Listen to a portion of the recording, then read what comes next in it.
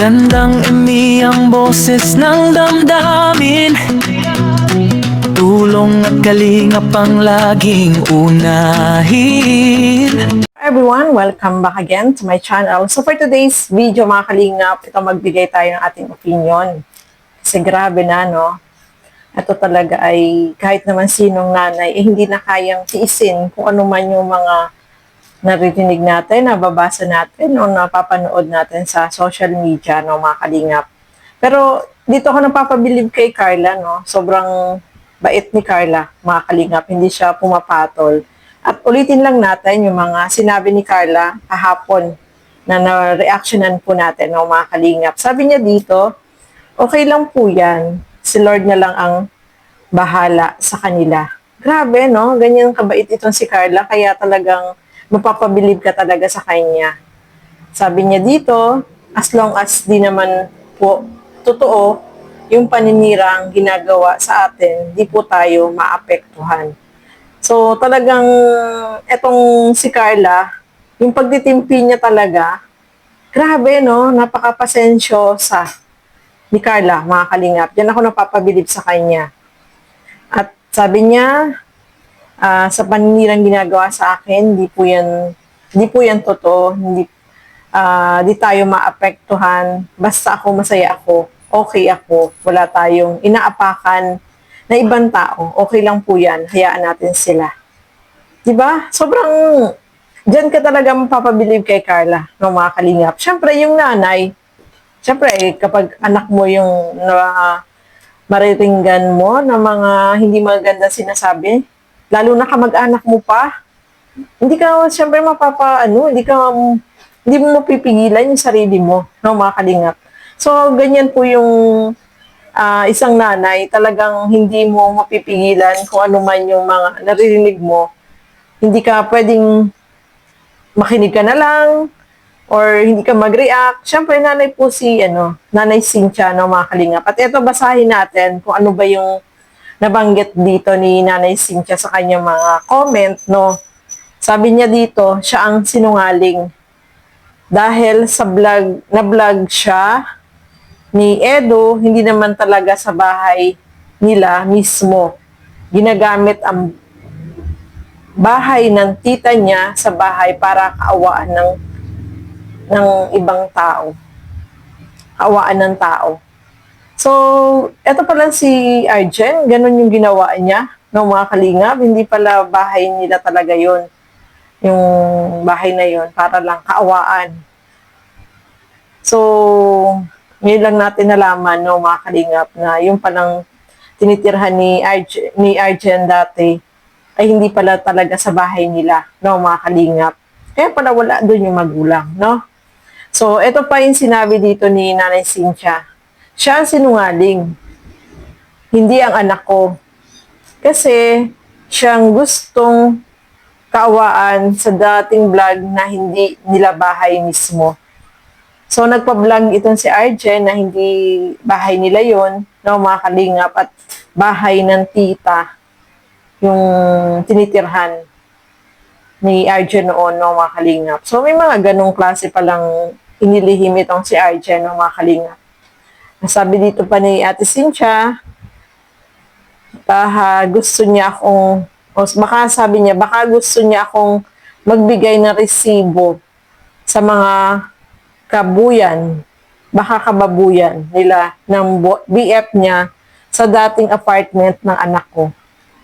So, may resibo daw si Nanay Cynthia dito sa mga ginawang kababuyan ni Arjen, mga kalingap. Aba, siya naman pala ang may mga ginawang ganyan. Tapos, kung ano-ano yung mga sinasabi niya kay Carla.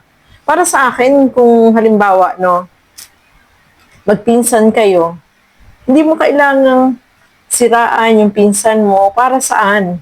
Diba? Marami nga yung nagsasabi na dapat thankful siya. Kasi nga, diba, pinatira siya dun sa apartment ni Carla. Diba? Nandoon siya kasama. Kung ano yung mga kinakain ni Carla, ganun din, di ba? Mga kalingap. Kaya dapat maging thankful siya sa mga kung anong meron siya. Huwag siya mainggit kay Carla. Magsumikap siya Huwag yung puro paninira yung gawin niya kay Carla, no, mga kalingap. Kasi hindi makakabuti yun. Sana mapag-isip-isip ni Arjen yung mga sinasabi niya, no, mga kalingap, na mahirap yung naiinggit ka sa kapwa mo. Kasi yung inggit, yung selos, hindi yan makakapagdulot ng mabuti para sa kanya, no, mga kalingap. Dapat maging masaya siya dito kay Carla, kung ano man yung achievement na natatanggap ni Carla. Siya rin, dapat maging inspirasyon niya. Itong si Carla, hindi yung puro, hindi magaganda yung sasabihin niya dito kay Carla, na paulit-ulit na lang, no, mga kalingap. Mahirap yun na ganun yung ginagawa mo sa kapwa mo. Lalo na kamag-anak mo pa. Di ba? Mahirap po yun, no, mga kalingap. At ito pa, meron pa tayong comment na ano. Ito, maraming comments si ano.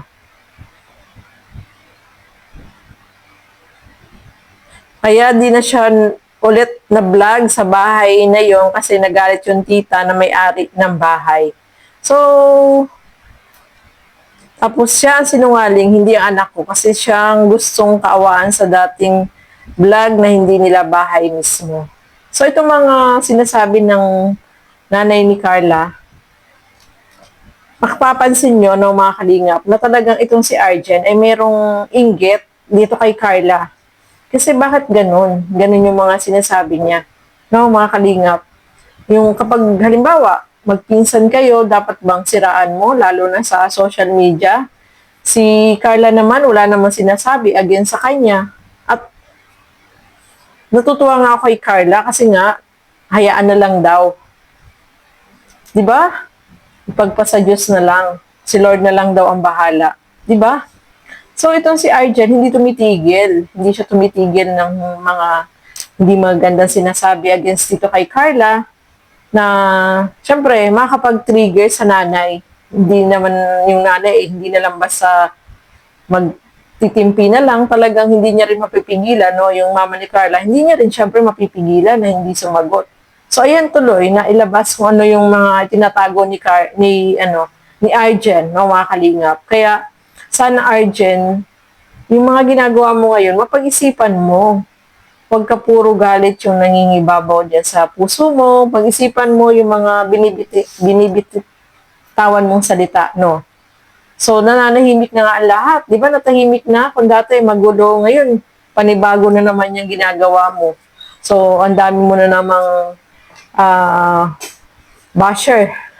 Kasi, ayan, nagsimula ka na naman ng kung ano-ano, paulit-ulit na lang. Siyempre, yung nanay, hindi na makakapagtimpi. Kasi, kung noon nakapagtimpi si Nanay Cynthia, ngayon hindi na. Kasi, inuulit-ulit mo na naman yung ginagawa mo.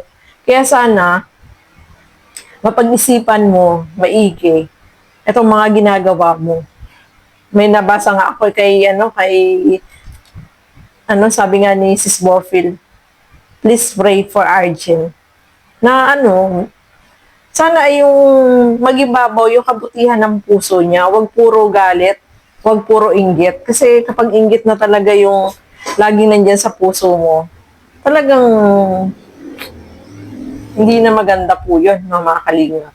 Kaya sana, Arjen, itong mga ginagawa mo ngayon, sana pag-isipan mo, no? Magkakamag-anak magkamag-anak kayo ni Carla, magpinsan, di ba? Sana maging masaya ka na lang sa mga nagiging achievement ni Carla. At huwag kang maging bitter. No? Arjen? Sa mga nangyayari ngayon, ayan, nababas ka na naman. Sa halip na tahimik na yung buhay mo, ikaw rin mismo ang gumagawa ng ikababas mo. No, mga kalingap. So, ayan po. Maraming salamat po sa inyong walang sawang panonood at pagsuporta dito sa aking mga ginagawang reaction video. Suportahan po natin Balas Santos Matubang, Kalingap Rob, at Edna Vlog. Ang inyong lingkod, Gandang Emmy, sa mga hindi pa po nakapag-subscribe, please subscribe and please hit the notification bell para lagi po kayong updated sa aking mga ina-upload na mga reaction video. So hanggang dito na lamang po muna. Thank you and God bless sa atin lahat. Bye-bye po!